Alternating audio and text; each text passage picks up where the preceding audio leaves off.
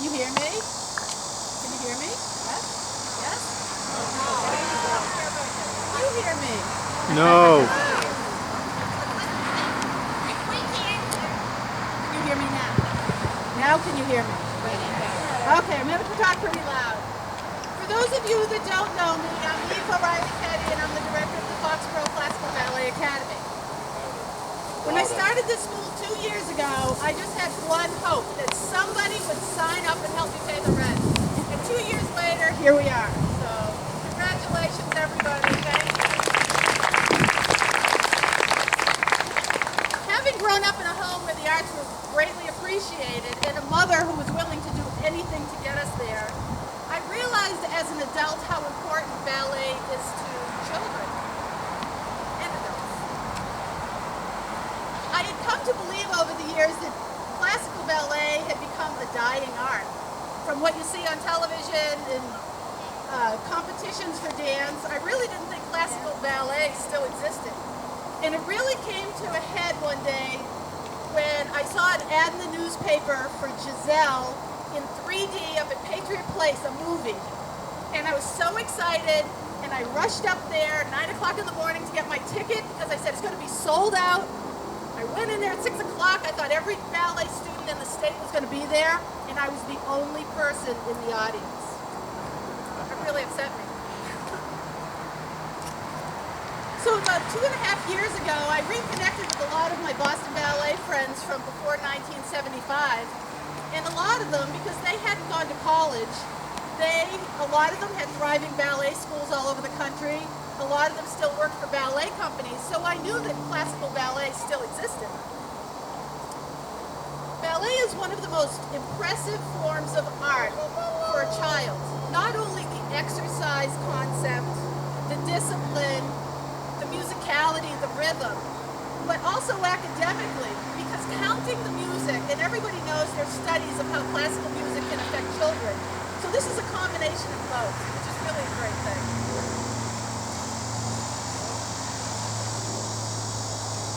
So a couple of months ago, when I was doing the enrollment for the summer intensive, and the enrollment was triple what it was last summer, I pretty much guessed that it isn't a dying art. It was just not around here anymore. And for 30 years of feeling bad that I hadn't started a dancing school, I said, I guess the time is now, and I knew the girls were ready to perform after having practiced for 2 years.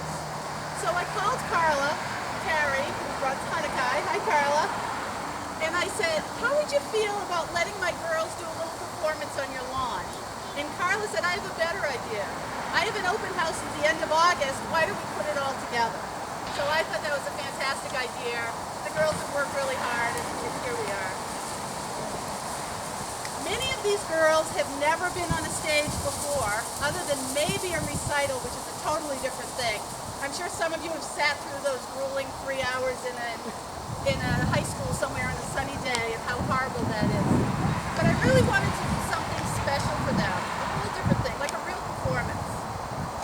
So a lot of these girls, until yesterday when we practiced on the stage, had no concept of performing for a group of people. See the people out there? That's who you're performing for. That's who you're smiling for, okay? So I hope everybody appreciates it, and I hope you all understand this is our first performance, and they worked really, really hard. So, thank you for coming.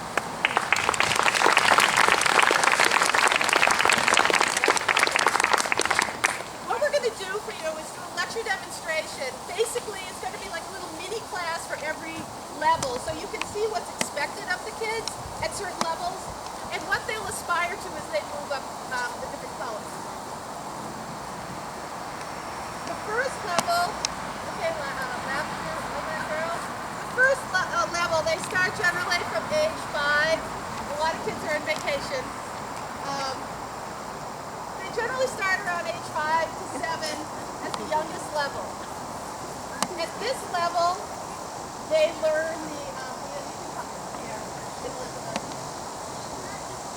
At the lilac level, this is where they learn the basic positions, the basic steps, discipline, listening, musicality.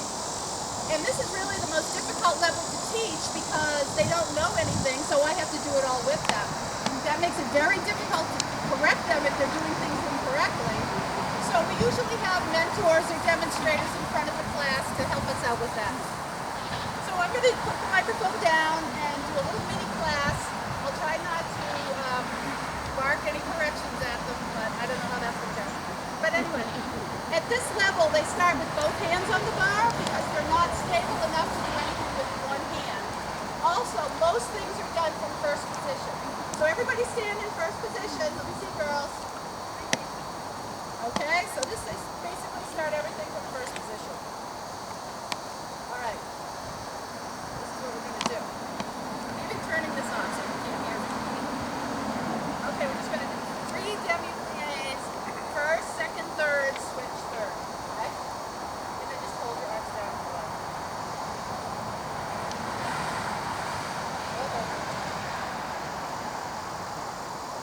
Ready? Standing up straight. Girls, watch the girls in front. Here we go. Oh, hold on. My unplugged. Alright. Somebody told me that if you unplug this, the microphone would work better. Okay. Here we go. Ready? Go. Here we go.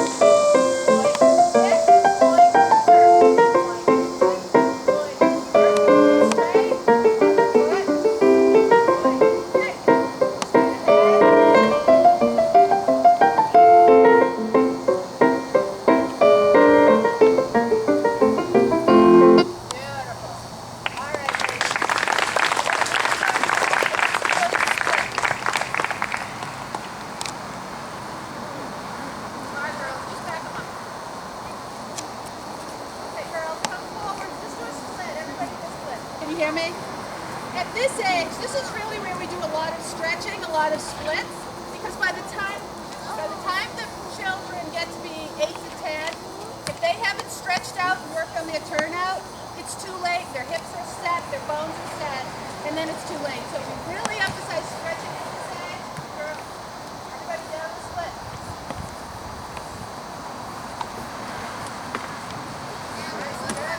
Stretch, stretch.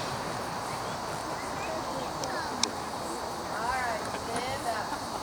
Okay, Mia, get in front. Oh, enough of that. We're just going to do a quarter run. Front, up. Okay, stand behind me. Everybody in first position. Let's go. Okay, follow me at quarter run.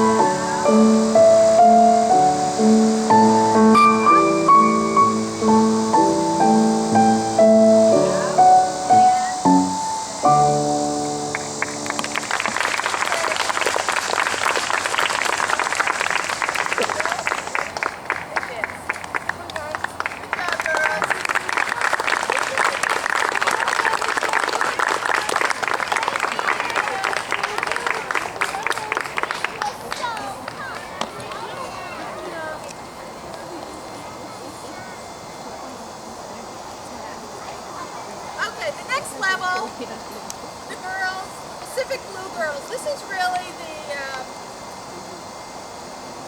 this is the level that's really, a lot of are expected of them. This is when the steps start getting more complicated.